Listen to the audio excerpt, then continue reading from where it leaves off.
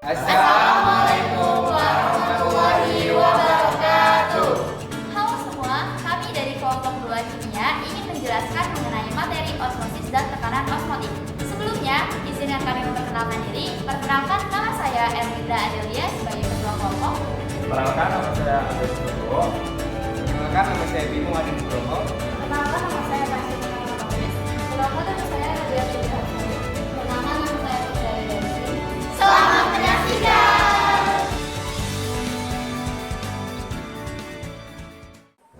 Halo teman-teman, kalian tahu gak sih apa itu osmosis? Osmosis adalah perbesar molekul dari pelarut ke dalam larutan atau dari larutan encer ke dalam larutan yang lebih pekat melalui dinding semipermeabel. Selanjutnya, tekanan osmotik merupakan gaya yang dibutuhkan untuk menyebabkan desakan zat pelarut yang melalui selaput semi-permeabel ke dalam suatu larutan, atau tekanan yang mencegah agar pelarut tidak berpindah dari larutan yang berkonsentrasi rendah ke larutan yang berkonsentrasi. Membran semi-permeabel adalah sebuah selaput yang bisa dilewati oleh molekul-molekul pelarut, namun tidak bisa dilalui oleh zat pelarut. Selanjutnya, tekanan osmotik menyebabkan pergerakan air dari larutan yang berkonsentrasi rendah ke larutan yang berkonsentrasi tinggi melalui membran semipermeabel. Ini terjadi karena air cenderung bergerak dari daerah yang konsentrasi rendah ke daerah yang konsentrasi tinggi untuk mencapai kesetimbangannya. Tekanan osmotik dipengaruhi oleh sifat elektrolit larutan. Pada pembahasan ini hanya dibahas mengenai tekanan osmotik larutan non-elektrolit. Baiklah, selanjutnya saya akan menjelaskan mengenai gambar di samping, di mana terdapat sebuah tabung berbentuk U yang berisikan larutan. Yang di sebelah kanan terdapat larutan yang berkonsentrasi tinggi, yang di sebelah kiri terdapat larutan yang berkonsentrasi rendah. Yang di bagian tengah tabung tersebut terdapat sebuah membran semi-permeabel. Nah, seperti yang kita ketahui bahwa osmosis adalah suatu peristiwa perembesan. Suatu larutan yang berkonsentrasi rendah akan masuk melalui membran semi-permeabel ke konsentrasi ke larutan yang konsentrasinya lebih tinggi, dan itu dibuktikan melalui gambar selanjutnya atau gambar kedua atau gambar yang di sebelah kanannya. Karena proses osmosis itu terjadi secara otomatis. Lalu peristiwa selanjutnya adalah tekanan osmotik, di mana yang tadinya kenaikan titik airnya itu yang sebelah kanan itu lebih tinggi daripada yang sebelah kiri. Kenapa? Sudah dijelaskan tadi bahwa molekul air atau larutan yang berkonsentrasinya rendah tadi akan masuk melalui membran semipermeabel ke konsentrasi yang lebih tinggi, jadi tidak akan seimbang, dan itu adalah proses osmosis. Lalu kita membutuhkan tekanan osmotik, di mana tekanan osmotik ini akan menghambat terjadinya proses osmosis dengan cara memberikan gaya atau tekanan balik. Maka dari itu, peristiwa osmotik ini bisa kita lihat dari step 1, step 2, dan step 3, di mana step 3 ini menunjukkan bahwa tekanan osmotik itu menghambat terjadinya proses osmosis. Aplikasi osmosis itu terdiri menjadi 3. Yang pertama, jika dua larutan memiliki tekanan osmotik yang sama atau dipisahkan oleh membran semi-permeabel, disebut dengan isotonik. Rumusnya adalah P1 sama dengan P2. Yang kedua, jika dua larutan memiliki tekanan isotonik yang lebih tinggi dari yang lain, disebut hipertonik. Rumusnya adalah P1 lebih besar P2.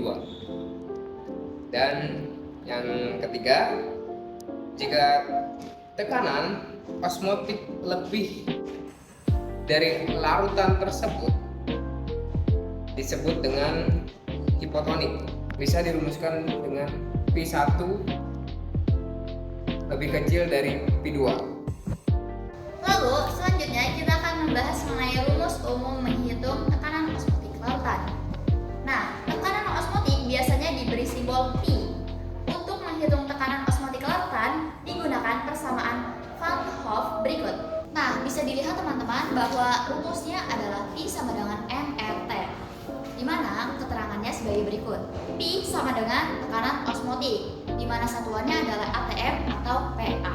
Lalu ada T, yaitu suhu yang biasanya digunakannya satuannya Kelvin untuk tekanan osmotik ini. Lalu ada R, di mana R tersebut sudah ada nilainya yaitu 0,082 L ATM. Dari rumus tersebut disimpulkan bahwa tekanan osmotik larutan non-elektrolit hanya bergantung pada banyaknya partikel zat terlarut yang dinyatakan dalam molaritas larutan. Baik, saya ada Serbo. Di sini saya akan menjelaskan soal dari PDF yang diberikan. Untuk soal yang pertama, bila konsentrasi zat terlarut pada kedua sisi membran, air mengalir melalui membran dengan laju yang sama dari kedua sisi. Gambarlah panah pada dua gambar lainnya untuk mewakili aliran air melintasi membran. Untuk menjawab soal yang pertama, kita lihat dulu gambar yang diberikan. Untuk gambar yang pertama yaitu untuk sisi kanan dan sisi kiri itu memiliki kelarutan yang sama. Maka dari itu tekanannya pun dan level airnya pun juga sama. Lalu tidak ada perpindahan air yang terjadi dari kedua larutan tersebut. Lalu untuk gambar yang kedua, itu tanda panah mengarah ke kanan. Itu dikarenakan larutan yang di sebelah kanan memiliki konsentrasi, karena di larutan yang berada di sebelah kanan memiliki konsentrasi yang lebih besar dibandingkan larutan yang di sebelah kiri. Maka dari itu air yang di sebelah kiri atau larutan yang di sebelah kiri berpindah ke sebelah kanan. Maka dari itu tanda panah mengarah ke sebelah kanan. Lalu untuk gambar yang ketiga, itu tanda panah mengarah ke kiri. Itu dikarenakan karena seperti gambar yang kedua, itu konsentrasi itu lebih banyak pada larutan yang di sebelah kiri. Maka dari itu larutan yang di sebelah kanan akan berpindah ke larutan yang di sebelah kiri, karena larutan di sebelah kiri memiliki konsentrasi larutan yang cukup tinggi dibandingkan sebelah kanan. Lalu untuk soalan yang kedua, tunjukkan ketinggian air dalam ketiga tabung setelah mengalir melintasi membran selama beberapa waktu. Untuk ketinggian air pada gambar, kita lihat gambar terlebih dahulu. Untuk gambar yang pertama, karena konsentrasi dari kedua larutan tersebut sama, maka level airnya pun tidak akan berubah, karena tidak adanya perpindahan antara kedua larutan tersebut.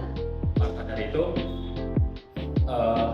level airnya pun itu tidak akan berubah.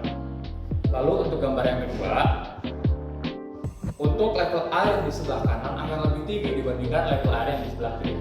Itu dikarenakan kelarutan atau maksud saya konsentrasi kelarutan pada sisi sebelah kanan itu lebih tinggi dibandingkan konsentrasi larutan yang ada di sebelah kiri. Dan larutan yang sebelah kiri akan berpindah ke sebelah kanan. Maka dari itu ketinggian level air yang di sebelah kanan akan lebih tinggi dibandingkan level air di sebelah kiri. Lalu untuk gambar yang ketiga, ini sama seperti gambar yang kedua, yaitu namun konsentrasi yang lebih tinggi itu berada di sebelah kiri.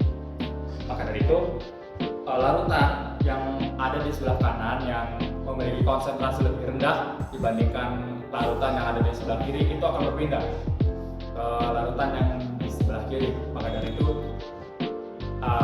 larutan yang di sebelah kiri level airnya akan menjadi lebih tinggi dibandingkan larutan yang ada di sebelah kanan. Selanjutnya untuk persoalan yang ketiga, yaitu sisi larutan manakah yang bertekanan lebih tinggi?